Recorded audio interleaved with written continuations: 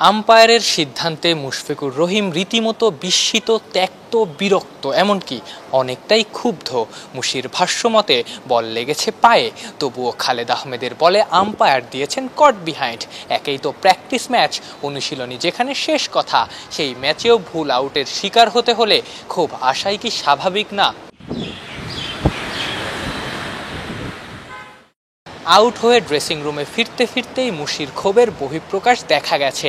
কখনো টিমের সদস্যদের কাছে, কখনো বা রাগ ঝেড়েছেন কোচ বা ট্রেইনারের কাছে। আম্পায়ার সাদ্দাম হোসেনের অমন সিদ্ধান্তে শুধু মুশির কপালই যে পুড়েছে এমন তো না, মুশফিকের দলও তো বিপদে পড়েছে। ভাগ্য নাকি সাহসী আর পরিশ্রমীদের পক্ষে থাকে, কিন্তু মুশির ক্ষেত্রে সেটা হলো কই? যে মুশফিক আগের দিন ঢাকা থেকে চট্টগ্রামে পৌঁছে হোটেলে না গিয়ে সরাসরি এয়ারপোর্ট থেকে মাঠে এসেছেন, 6.5 ঘন্টা অনুশীলন করেছেন, সেই মুশি কিনা পরদিন আউট হলেন আম্পায়ারের ভুল সিদ্ধান্তের কারণে।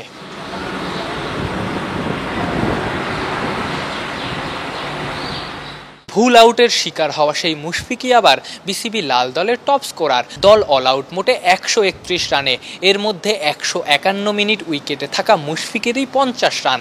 2.5 ঘন্টা উইকেটে কাটাতে খেলেছেন 84 বল, মেরেছেন 8টা 4।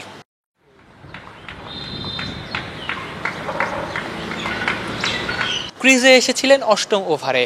লাল দল তখন 20 রানেই 3 উইকেট হারানো দল। 28-এ 4, 43-এ 5, 57-তে 6, 63-তে দলটা হারিয়েছে 7 উইকেট।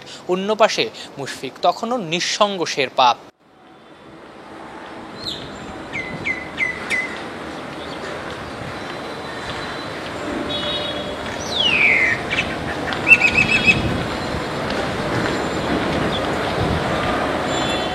আড়াইশোটিরও বেশি ডিজাইন অপশন নিয়ে ওয়ালটন স্মার্ট ফ্রিজ, বোঝে আপনার প্রয়োজন। জাতীয় দলের হয়ে এমন সিচুয়েশন অনেক হ্যান্ডেল করেছেন, এই অনুশীলন ম্যাচেও সেটাই করতে হয়েছে। খালেদ নাইমদের এক একটা অ্যাটাকের জবাবে কাউন্টার অ্যাটাক করেছেন, রান বের করেছেন। দিন শেষে খেলাটা তো রানেরই।